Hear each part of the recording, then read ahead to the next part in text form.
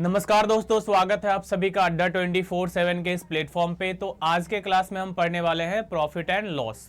Profit and loss का जो basic concept है उसे हम सिखाने वाले हैं आज के क्लास में, और फिर कुछ बेसिक से क्वेश्चन यहाँ पे करेंगे। तो चलिए स्टार्ट करते हैं आज की क्लास। तो सबसे पहले हम प्रॉफिट लॉस में सीखते हैं कि आखिर प्रॉफिट लॉस में क्या क्या चीज़ें होती है। तो यहाँ पे जब भी प्रॉफिट होगा या फिर लॉस होगा वो तब होगा जब हम किसी भी आर्टिकल को खरीदेंगे और उसे बेचेंगे। तो जब भी हम किसी आर्टिकल को खरीदते हैं, सपोज किसी आर्टिकल को हमने खरीदा, तो वो हमारा कहलाएगा कॉस्ट प्राइस। जिस प्राइस में हम किसी भी आर्टिकल को खरीदते हैं वो कहलाता है कॉस्ट प्राइस। कॉस्ट प्राइस यानी कि क्रय मूल्य। कॉस्ट प्राइस मतलब क्रय मूल्य, शॉर्ट में इसे सीपी भी लिखते हैं। सपोज करो कि मैंने एक पेन खरीदा 20 रुपीज़ का, तो कॉस्ट प्राइस कितना हो जाएगा 20 रुपीज़। यहाँ पे सीपी हो गया 20 रुपीज़। 20 रुपये में एक पेन को खरीदा। अब इसे खरीदने के बाद हमने इसे क्या किया, बेच दिया किसी दूसरे को। तो जब हम जिस प्राइस में किसी को सामान बेचते हैं वो हमारा कहलाता है सेलिंग प्राइस। वो क्या कहलाएगा, सेलिंग प्राइस। सेलिंग प्राइस या शॉर्ट में इसे हम एसपी बोलते हैं। सेलिंग प्राइस यानी क्रय मूल्य। क्रय मूल्य। सेलिंग प्राइस यानी कि विक्रय मूल्य। जिस मूल्य पे हम सामान को बेचते हैं वो हमारा हो गया विक्रय मूल्य। मान के चलो 20 रुपया में यहाँ पे एक पेन खरीदा और इसे जो है मैंने 25 रुपये में बेच दिए। 20 हो गया हमारा सीपी और 25 हो गया एसपी। तो यहाँ पे हम देख रहे हैं कि 20 में खरीद के लाए और 25 में बेच रहे हैं, तो 5 रुपया का हमें क्या हो गया, प्रॉफिट हो गया। अगर यहाँ पे हम प्रॉफिट निकालना चाहें तो प्रॉफिट कितने का आएगा, प्रॉफिट आ जाएगा 25 में से माइनस करेंगे 20 यानी कि 5 रुपीज़। 5 रुपये का यहाँ पे प्रॉफिट आ गया। तो अब अगर हम यहाँ पे देखें, प्रॉफिट कब होता है, जब किसी भी आर्टिकल को हम खरीदते हैं और उससे ज़्यादा में अगर उसे बेच दे। जैसे 20 का लाए खरीद के और इससे ज़्यादा 25 में बेच दिए। तो जब भी जितने में हम सामान को खरीदे हैं उससे ज़्यादा में अगर बेचते हैं तो वहाँ पे हमें क्या होता है, प्रॉफिट होता है। तो याद रखना है, प्रॉफिट तब होगा when SP is greater than CP. जब भी सेलिंग प्राइस कॉस्ट प्राइस से बड़ा होगा तो उस केस में हमेशा प्रॉफिट होगा। और प्रॉफिट निकालेंगे कैसे, तो प्रॉफिट निकालने के लिए जो फॉर्मूला बनेगा, हमेशा बड़े में से छोटे को घटाया जाता है, यानी सेलिंग प्राइस में से कॉस्ट प्राइस को माइनस करेंगे तो क्या आ जाएगा, प्रॉफिट आ जाएगा। सेलिंग प्राइस में से कॉस्ट प्राइस को माइनस करने पे प्रॉफिट आएगा। अब अगर इस प्रॉफिट का हमें परसेंटेज में वैल्यू बताना है, प्रॉफिट को अगर हम परसेंटेज में बताना चाहते हैं, प्रॉफिट परसेंटेज, प्रॉफिट का अगर परसेंटेज वैल्यू निकालना चाहते हैं, तो जैसे एग्जांपल के लिए, जैसे यहाँ पे हमें 5 रुपये का प्रॉफिट हुआ है। अब ये बताना है कि 5 रुपया जो है वो कितना परसेंट है। तो प्रॉफिट जो ये 5 रुपया निकाले हैं, ये प्रॉफिट हमेशा कॉस्ट प्राइस से काउंट किया जाता है, इसका परसेंटेज वैल्यू। यानी कॉस्ट प्राइस कितना था, 20 रुपीज़, तो 100 पे कितना होगा, क्योंकि परसेंटेज जो होता है वो 100 पे काउंट होता है। तो 5 रुपये का प्रॉफिट अगर 20 पे है तो 100 पे कितना होगा। तो इस तरीके से अगर हम सॉल्व करें तो 25% का प्रॉफिट आ गया। तो यहीं से हमारा फॉर्मूला बन गया।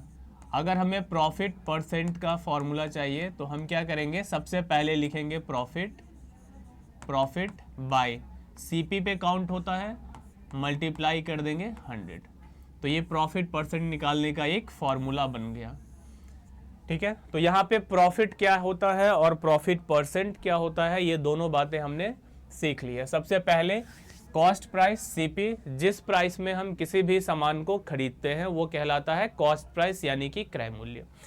जितने में हम सामान को बेचेंगे वो कहलाएगा सेलिंग प्राइस यानी कि एसपी, विक्रय मूल्य। अब इसी दोनों का जो अंतर होता है वो होता है प्रॉफिट, यानी कि अगर सेलिंग प्राइस ज़्यादा हुआ सीपी से तो उस केस में प्रॉफिट हो जाएगा। और प्रॉफिट निकालने के लिए एसपी माइनस सीपी करेंगे। परसेंटेज में अगर हमें प्रॉफिट चाहिए तो प्रॉफिट बाय सीपी मल्टीप्लाई 100 कर देना है। अब देखो इसी सामान को अगर हम 20 में खरीदे हैं और 25 के बजाय अगर इसे 18 में हम बेच दे रहे हैं, जैसे खरीद के लाए हम 20 रुपये का और बेच दिए 18 रुपये का, तो यहाँ पे क्या हो गया, लॉस हो गया। 20 में अगर हम एक पेन खरीदे और 18 में बेच दिए तो यहाँ क्या हो गया, लॉस हो गया। और ये लॉस कितने का हुआ, तो लॉस जो हुआ 20 में से 18 माइनस करेंगे, यानी 2 रुपये का यहाँ पे लॉस हो गया।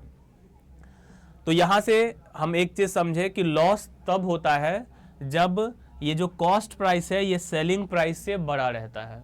जब भी कॉस्ट प्राइस सेलिंग प्राइस से बड़ा होगा तो उस केस में लॉस हो जाएगा। मतलब ये हुआ कि हमने जितने में सामान खरीदा था उससे कम में ही बेच दिया, तो ऐसे केस में लॉस होगा।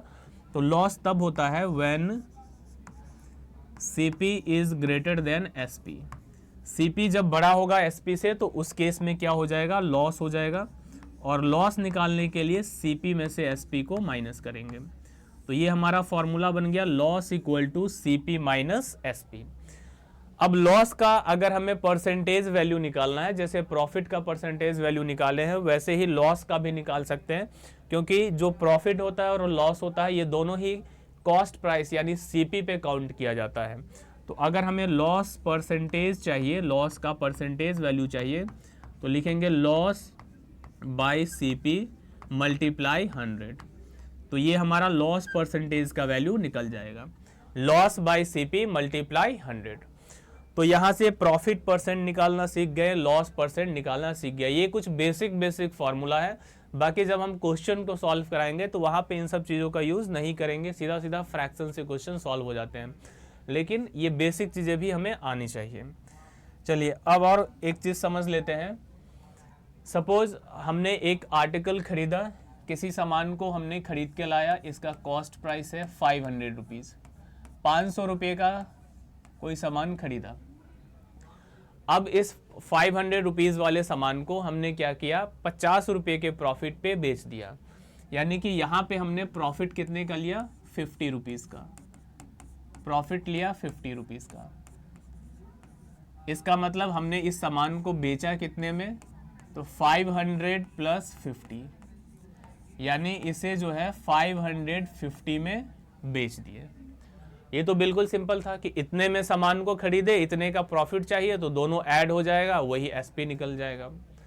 इसी बात को अगर ऐसे ना लिख करके ऐसे कहें कि देखो एक आर्टिकल है और इसे 500 में खरीदा गया है और इसके ऊपर में प्रॉफिट हो रहा है बेचने पे 10% का, 10% का प्रॉफिट हो रहा है। 500 रुपये में सामान को खरीदे हैं और 10% के प्रॉफिट में बेचना है, तो सेलिंग प्राइस क्या होगा।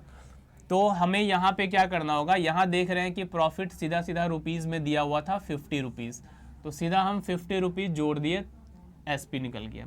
लेकिन यहाँ पे जो हमारे पास प्रॉफिट है वो परसेंटेज में है, तो सबसे पहले हमें एक्चुअल में कितने रुपये का प्रॉफिट हुआ ये पता करना होगा। ये पता कैसे करेंगे, तो यहाँ पे हम अगर प्रॉफिट निकालना चाहें तो 500 का 10% निकालेंगे। 500 का 10% कितना हो जाएगा, तो ये हो जाएगा 50 रुपीज़। यानी कि जो 10% है 500 का वो 50 रुपीज़ के बराबर है। तो सीधा सीधा SP जब निकालेंगे यहाँ पे तो 500 प्लस 50, ये हो जाएगा 550। अब देखो इसी बात को जो है हम दूसरे तरीके से भी कह सकते हैं। कैसे कह सकते हैं, सपोज ये 500 हमारा कॉस्ट प्राइस है, 500 रुपये में हमने सामान को खरीदा है, तो ये जो 500 CP है ये अपने आप में 100% है। जब ये 500 का सामान किसी को हम देंगे यानी हमने उसे 100% दिया, अब अगर हम प्रॉफिट चाहते हैं तो बदले में 100% से ज़्यादा उससे लेंगे। जैसे यहाँ कह रहा है कि 10% का प्रॉफिट चाहिए, तो हम 100% किसी को दे रहे हैं, तो वापस हम उससे जो लेंगे पैसा वो 100% तो लेंगे ही, साथ में 10% और एक्स्ट्रा लेंगे, और वही 10% हमारा प्रॉफिट है। कहने का मतलब ये हुआ कि अगर 500 का सामान किसी को बेचे तो 100% गया मेरा, बदले में उससे हम 10% एक्स्ट्रा लेंगे तो 110% उससे वापस लेंगे। यानी कि 500 के सामान को बेचने पे अगर 10% का प्रॉफिट हो रहा है तो सीधा सीधा हम 500 का 110% निकाल देंगे। जो 500 है इसका हम सीधा 110% निकालेंगे। 110% क्यों निकाल रहे हैं? क्योंकि 100% 500 है अपने आप में, और 10% और प्रॉफिट चाहिए, तो 100 और 10 मिलकर के हो गया 110%। तो 500 का जब 110% निकालेंगे तो ये डायरेक्ट हमारा 550 रुपया एसपी आ जाएगा, जो एसपी हम यहाँ अलग से निकाल के जोड़े थे। जैसे एक और एग्जांपल लेते हैं, मान के चलो सीपी है 300 रुपीज़, 300 रुपये में कोई सामान को लाए खरीद के, अब चाहते हैं कि इसे बेचने के बाद हमें प्रॉफिट हो जाना चाहिए या गेन हो जाना चाहिए, दोनों का मतलब सेम ही है। कितना गेन होना चाहिए? सपोज यहाँ पे 20% का गेन होना चाहिए। 300 रुपये में सामान खरीद के लाए और चाहते हैं कि इसे बेचने के बाद 20% का प्रॉफिट हो जाए, तो यहाँ पे डायरेक्ट हम एसपी कैसे निकालेंगे? तो 300 का 20% अगर प्रॉफिट चाहिए तो 100% तो ये अपने आप में था ही, 20% और एक्स्ट्रा मिल गया, यानी कि 120% निकाल देंगे। तो यहाँ पे हमारे पास जो प्रॉफिट आएगा, ये जो आएगा सेलिंग प्राइस, ये आ जाएगा 360 रुपया। तो इस तरीके से सीपी दिया रहे, गेन दिया हुआ रहे, तो एसपी निकाल सकते हैं। अब इसी बात को एक फॉर्मूला की तरह बना दिया। कैसे फॉर्मूला बना दिया? तो देखो, इसी बात का फॉर्मूला इस तरीके से हो जाएगा कि अगर प्रॉफिट परसेंट दिया रहे,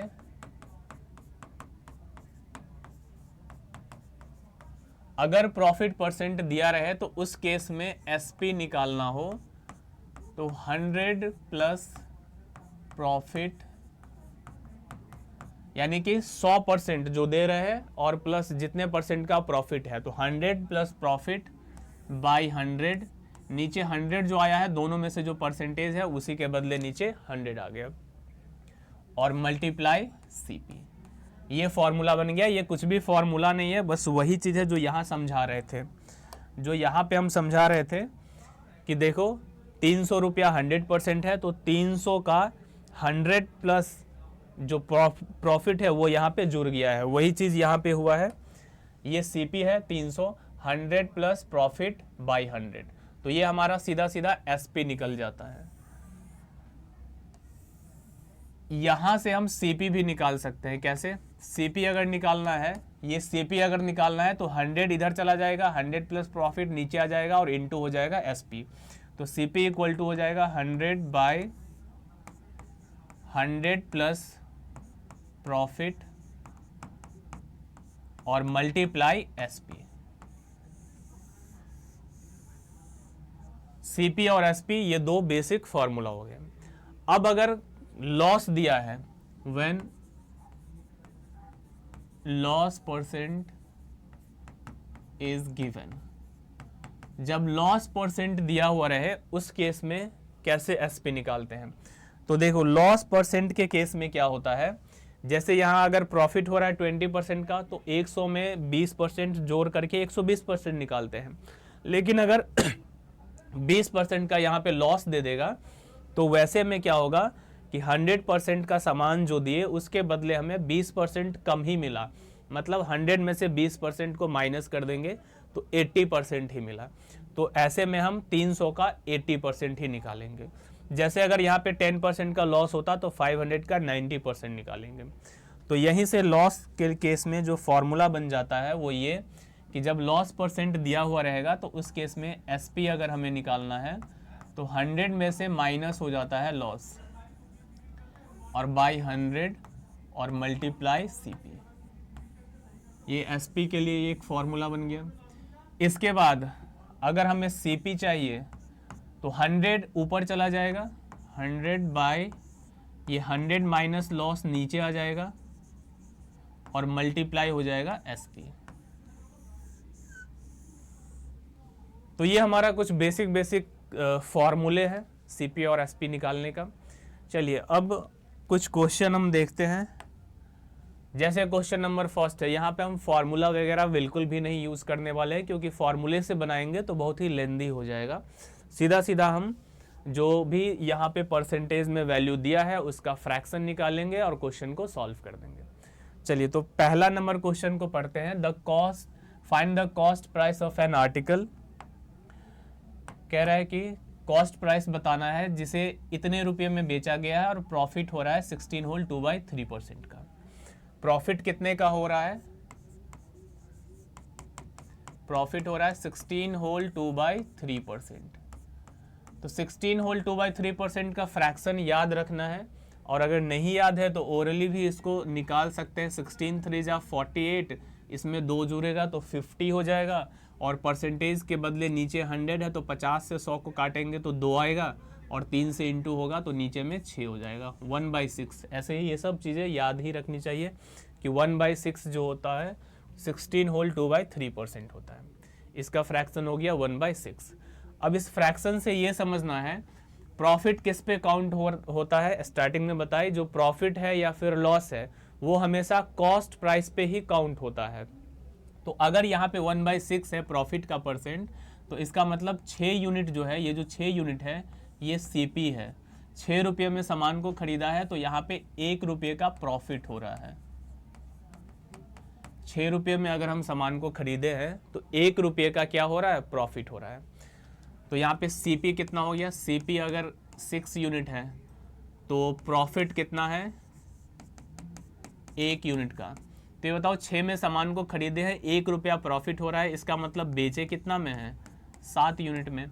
और इसी 7 यूनिट का वैल्यू दिया हुआ है 1470। यहाँ कह रहा है 1470 रुपये में सामान को बेचा गया है, यानी 7 यूनिट का जो वैल्यू है वही कितना है? 1470। अगर 7 यूनिट का वैल्यू 1470 है तो फिर 1 यूनिट का वैल्यू कितना हो जाएगा? तो 1 यूनिट का वैल्यू हो जाएगा, 7 से इसको काट देंगे 210। हमसे पूछा गया है इसका कॉस्ट प्राइस कितना है, फाइंड द कॉस्ट प्राइस। तो सीपी कितना है? 6 यूनिट। तो 6 यूनिट का वैल्यू कितना हो जाएगा? 6 यूनिट का वैल्यू हो जाएगा 6 × 210। तो ये आ जाएगा हमारा 0, 6 और 1260 रुपया जो है इसका करेक्ट आंसर हो जाएगा, ऑप्शन नंबर सी। चलिए क्वेश्चन नंबर 2। क्वेश्चन नंबर 2 को पढ़ते हैं। तो क्वेश्चन नंबर 2 में कहा गया a man sells his goods at 8 whole 1/3% profit. ठीक है, एक व्यक्ति अपना सामान जो है 8 होल 1/3% के लाभ पर बेचता है। तो यहाँ पे प्रॉफिट कितने का दिया हुआ है? प्रॉफिट अगर हम देखें तो प्रॉफिट दिया हुआ है 8 होल 1/3%। तो सबसे पहले 8 होल 1/3% जो प्रॉफिट है इसे फ्रैक्शन में बदल लेंगे। तो 8 होल 1/3 का जो फ्रैक्शन वैल्यू होता है 1/12 होता है। और अगर याद नहीं है तो सीधा सीधा जल्दी से मल्टीप्लाई करना होगा। 8 3 जा 24, एक जोड़ेंगे 25, और परसेंटेज के बदले नीचे 100 था तो 25 से 100 को काटेंगे 4, और 3 से गुना करेंगे 12। ऐसे कर सकते हैं, बाकी ये सब चीज़ें याद रखनी चाहिए। तो प्रॉफिट यहाँ पे क्या आया? 1/12। और प्रॉफिट जो होता है वो कॉस्ट प्राइस पे ही काउंट होता है। इसका मतलब 12 यूनिट अगर सीपी है, 12 यूनिट अगर सीपी है तो 1 यूनिट प्रॉफिट है। 1 यूनिट क्या है? प्रॉफिट है।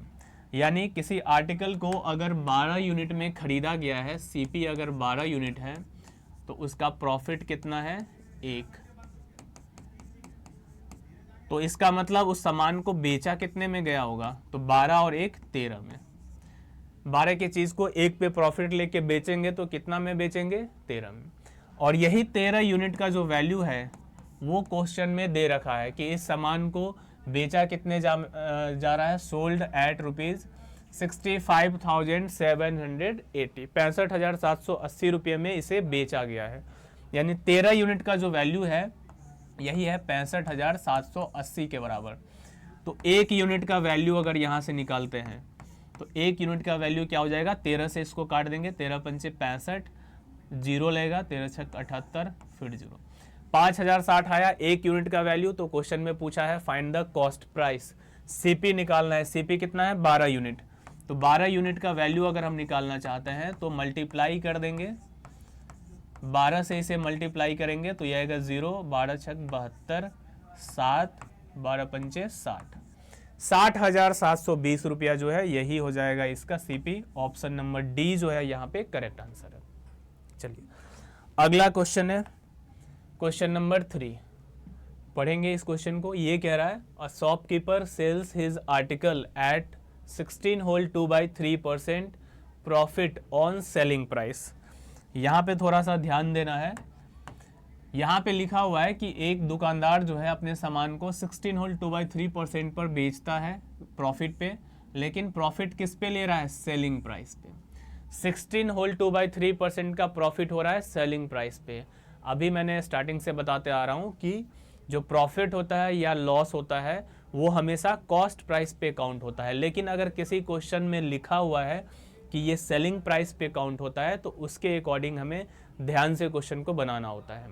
देखो अभी तक जो क्वेश्चन बना रहे थे इसमें कहीं लिखा नहीं था कि इतना परसेंट का प्रॉफिट सेलिंग प्राइस पे होता है, सीधा लिखा था कि इतना परसेंट का प्रॉफिट है, तो प्रॉफिट है इतना परसेंट मतलब सीपी पे हो रहा है। लेकिन इस वाले क्वेश्चन में लिख दिया कि प्रॉफिट हो रहा है ऑन सेलिंग प्राइस, एसपी पे प्रॉफिट गिना जा रहा है। तो हम क्या करेंगे, सबसे पहले प्रॉफिट है कितने का, तो प्रॉफिट है 16 होल 2/3%। अब 16 होल 2/3% का फ्रैक्शन वैल्यू बना लेंगे, अभी बनाए भी थे, 16 3 जा 48, 2 से जोड़ देंगे 50 और नीचे आ जाएगा ये कट के 2 तो 1/6, ठीक है, या इसे याद रख सकते हैं। अब देखो अभी जो मैंने बताया था वो ये बताया था कि प्रॉफिट जो होता है वो सीपी पे काउंट होता है, तो इसको सीपी मान लेते थे।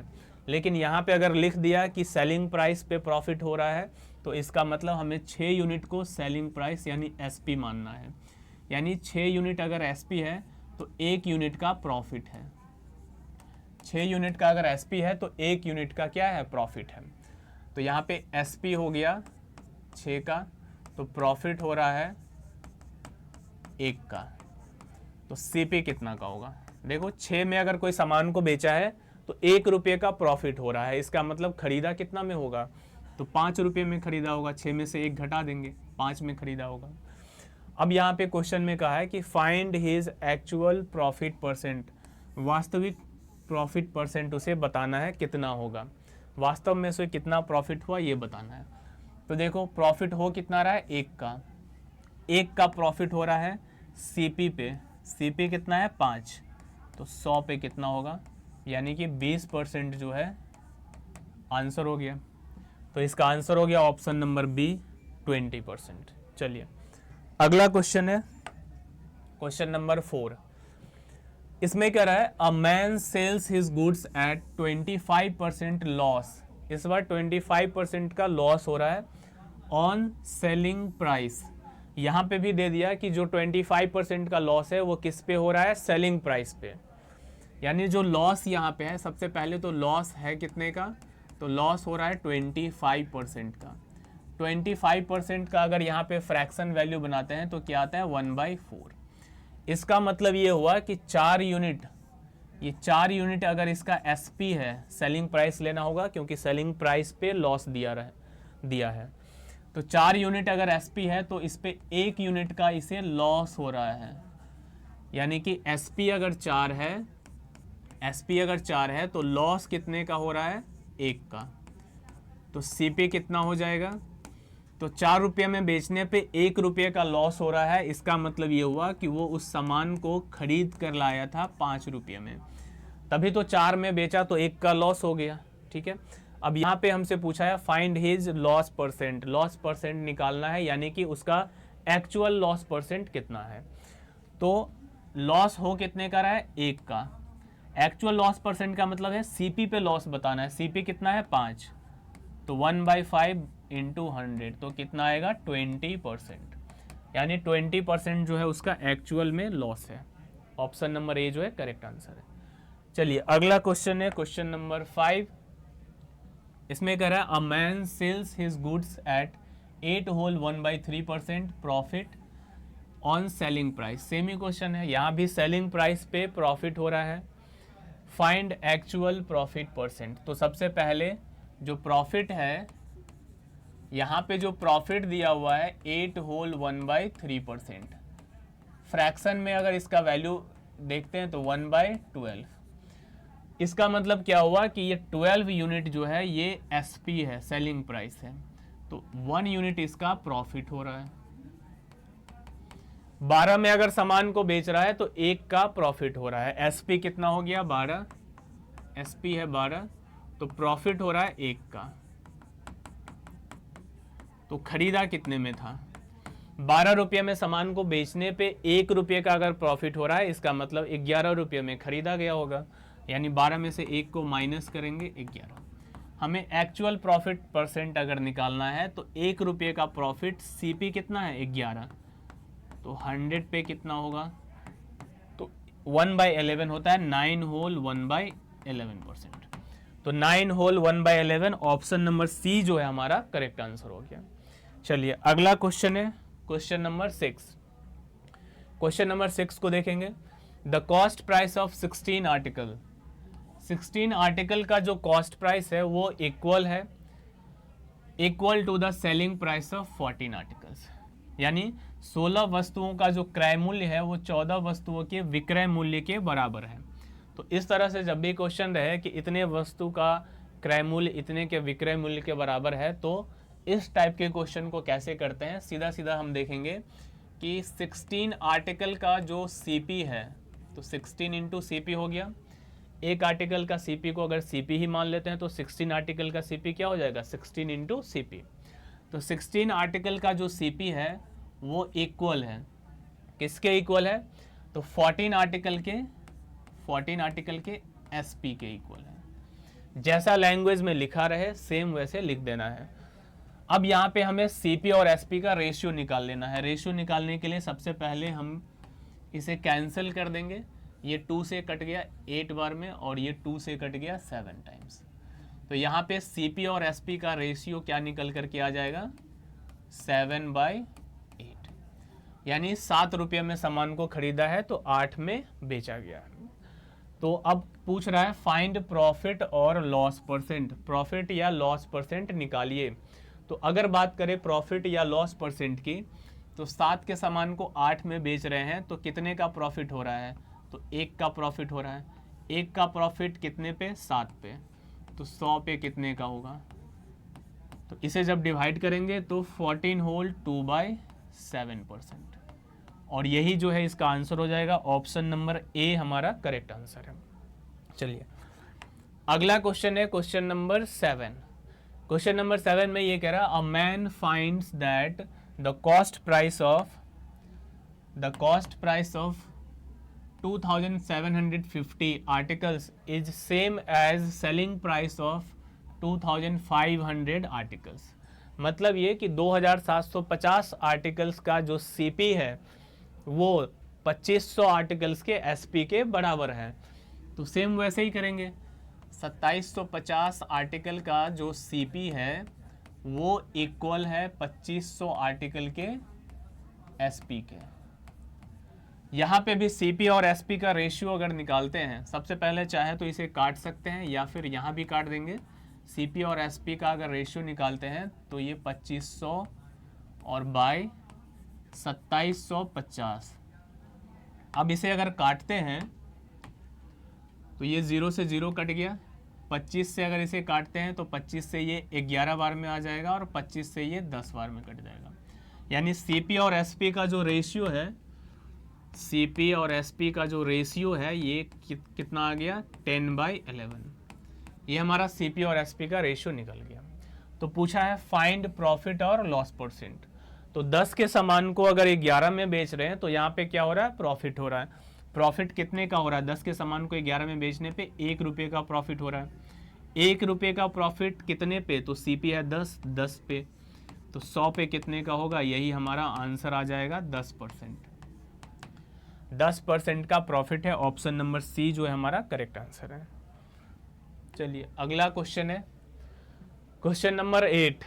ये कह रहा है cost price of 12 articles is equal to the selling price of 9 articles. 12 articles का जो सीपी है वो 9 आर्टिकल्स के एसपी के बराबर है। पहले इतना बात को करेंगे। 12 आर्टिकल का जो सीपी है वो इक्वल है किसके, तो 9 आर्टिकल्स के एसपी के। 12 आर्टिकल का जो सीपी है वो 9 आर्टिकल के एसपी के इक्वल है। अब यहाँ पे सबसे पहले सीपी और एसपी का अगर रेशियो लेना है, कैंसिल कर देते हैं इसे। ये कट गया 3 से 4 बार में और ये 3 से 3 बार में। तो सीपी और एसपी का यहाँ पे रेशियो कितना आ गया, सीपी और एसपी का अगर रेशियो देखें तो ये आया 3/4। अब आगे क्वेश्चन में पढ़ते हैं क्या पूछा गया है। ये कह रहा है while the discount given on 10 articles is equal to the profit earned on 5 articles। यहाँ पे थोड़ा सा डिस्काउंट के बारे में भी समझ लेना है। डिस्काउंट जो होता है वो हमेशा मार्क प्राइस पे दिया जाता है। मार्क प्राइस यानी जो अंकित मूल्य है, जितना उस वस्तु के ऊपर में मूल्य लिखा गया है वही हमारा मार्क प्राइस है। नॉर्मली ऐसे एमआरपी बोलते हैं, मैक्सिमम रिटेल प्राइस। तो मार्क प्राइस जितना भी होता है उसी के ऊपर में हमेशा डिस्काउंट मिलता है। कभी भी सीपी के ऊपर में डिस्काउंट नहीं मिलता है। सीपी पे हमेशा प्रॉफिट या फिर लॉस काउंट करते हैं और जो डिस्काउंट होता है वो हमेशा मार्क प्राइस पे काउंट किया जाता है। तो देखो यहाँ पे क्वेश्चन में ये कह रहा है कि while the discount given on 10 articles, 10 articles पे यानी 10 वस्तुओं पे जो डिस्काउंट दे रहा है वो इक्वल है, किसके इक्वल है? तो प्रॉफिट अर्न ऑन 5 आर्टिकल्स। 5 वस्तुओं पे जितना लाभ होता है उतने का डिस्काउंट दे रहा है, कितने पे? तो 10 आर्टिकल पे। मतलब ये हुआ कि अगर हम डिस्काउंट को डी मान ले, एक आर्टिकल पे डी का डिस्काउंट मिल रहा है, तो 10 आर्टिकल पे 10 इंटू डी इतना डिस्काउंट मिलेगा। और ये कह रहा है इक्वल है, किसके इक्वल है? तो 5 आर्टिकल पे जितना प्रॉफिट हो रहा है उसके इक्वल है। तो एक आर्टिकल का प्रॉफिट को अगर हम पी मान लें तो 5 आर्टिकल का प्रॉफिट हो जाएगा 5 इंटू पी। ठीक है, ये समझ गए। 10 आर्टिकल का जो डिस्काउंट है वो 5 आर्टिकल के प्रॉफिट के इक्वल है। तो यहां से हम डिस्काउंट और प्रॉफिट का रेशियो ले लेंगे। यहां से हम क्या करेंगे, डिस्काउंट और प्रॉफिट का अगर रेशियो लेते हैं, 2 से कट जाएगा 5, सीधा 5 से काट देंगे, 5 से ये कट गया और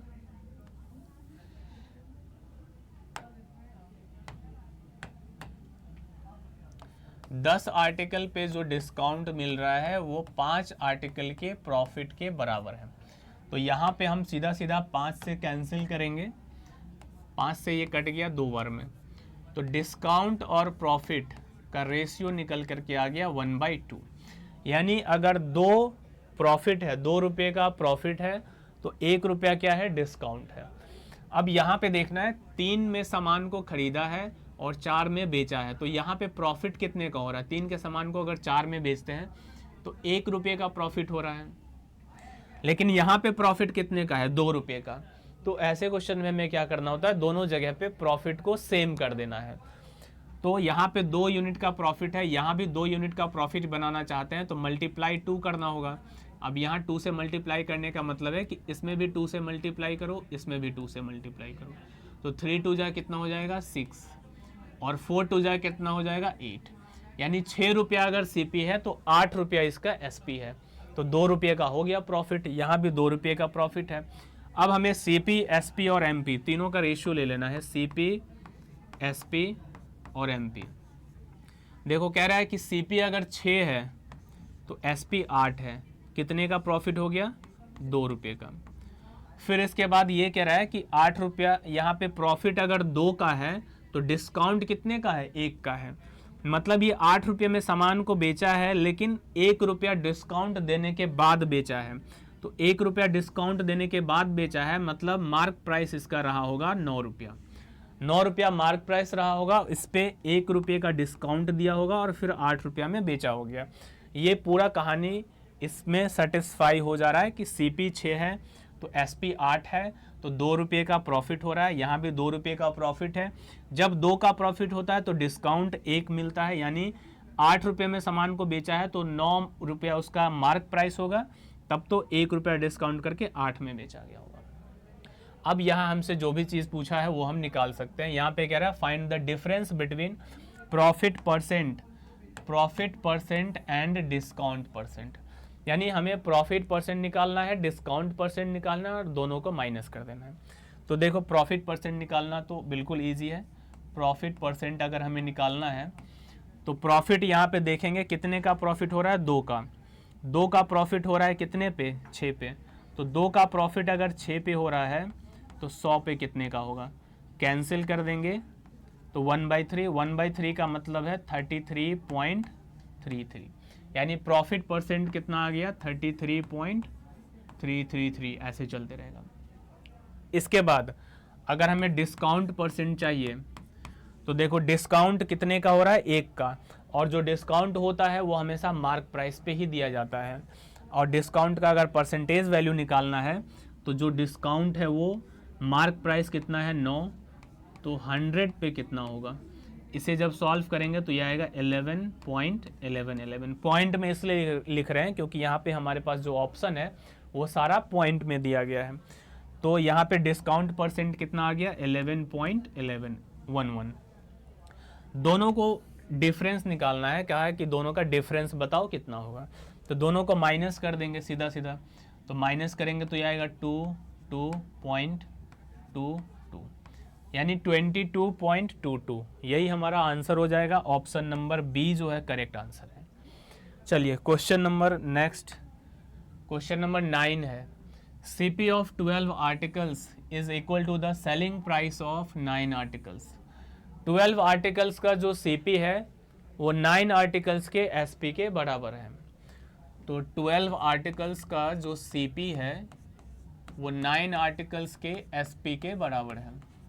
तो यहाँ पे भी हम क्या करेंगे, CP और SP का रेशियो ले लेंगे। 3 से ये कैंसिल हो जाएगा 4 टाइम्स, और 3 से ये कट गया 3। तो यहाँ पे CP और SP का रेशियो क्या आ गया 3/4। CP और SP का रेशियो आ गया 3/4। अब देखते हैं आगे क्या है। while the discount on 8 articles is equal to the profit earned on 6 articles। मतलब ये कि 8 वस्तुओं पे जो डिस्काउंट मिल रहा है वो इक्वल है किसके, तो 6 वस्तुओं पे जितना लाभ हो रहा है उसके इक्वल है। यानी सीधा सीधा अगर हम देखें तो 8 आर्टिकल्स पे जो डिस्काउंट मिल रहा है वो इक्वल है 6 आर्टिकल्स पे प्रॉफिट के। ठीक है, 8 आर्टिकल्स पे जो डिस्काउंट मिल रहा है वो 6 आर्टिकल्स पे दिए गए प्रॉफिट के बराबर है। तो यहाँ पे भी हम डिस्काउंट और प्रॉफिट का रेशियो ले लेंगे। इसे अगर कैंसिल करते हैं तो 2 से कट जाएगा 4 बार में, और ये 2 से कट जाएगा 3 बार में। तो यहाँ पे डिस्काउंट और प्रॉफिट का रेशियो क्या आ गया 3/4। अब हमें देखना है कि यहाँ पे कितने का प्रॉफिट हो रहा है। तो 3 में सामान को खरीदा है, 4 में बेचा है, मतलब 1 का प्रॉफिट हो रहा है। यहाँ पे प्रॉफिट कितना है 4 का। दोनों जगह पे प्रॉफिट को सेम करना है, तभी हम CP, SP और MP का जो रेशियो होता है वो लिख सकते हैं। तो यहाँ पे हम अगर 4 बनाना चाहते हैं, प्रॉफिट को 4 करना चाहते हैं, तो 4 से इंटू करना होगा। तो यहाँ भी 4 से इंटू कर देंगे, यहाँ भी 4 से इंटू करेंगे। तो इसका मतलब ये हुआ कि अगर CP 12 है तो SP जो है 4 को 4 से इंटू करेंगे 16 हो गया। CP अगर 12 है तो SP कितना है 16 है, तो 4 का यहाँ पे क्या हो रहा है प्रॉफिट हो रहा है। यहाँ भी 4 का प्रॉफिट है। दोनों अगर मैच कर गया तो अब हम रेशियो लिख सकते हैं CP का, SP का और MP का। देखो CP अगर 12 यूनिट है तो SP 16 यूनिट है, 4 का प्रॉफिट हो गया यहाँ पे। और ये कह रहा है कि जब प्रॉफिट 4 यूनिट होता है तो डिस्काउंट 3 यूनिट का मिला होता है। यानी 16 में अगर सामान को बेचा है तो 3 का उसका डिस्काउंट मिला होगा, तब 16 में बेचा होगा। मतलब मार्क प्राइस जो होगा वो इससे 3 रुपया ज़्यादा होगा, 19 का मार्क होगा यहाँ पे मार्क प्राइस। तभी तो 19 में से 3 रुपया डिस्काउंट करेंगे तो 16 रुपया आएगा। ठीक है, तो तीनों का रेशियो निकल गया। यहाँ पे हमसे सिर्फ डिस्काउंट का परसेंट पूछा था, डिस्काउंट परसेंट। तो डिस्काउंट कितने का मिल रहा है 3 का। 3 का डिस्काउंट मिल रहा है 19 पे, तो 100 पे कितने का होगा।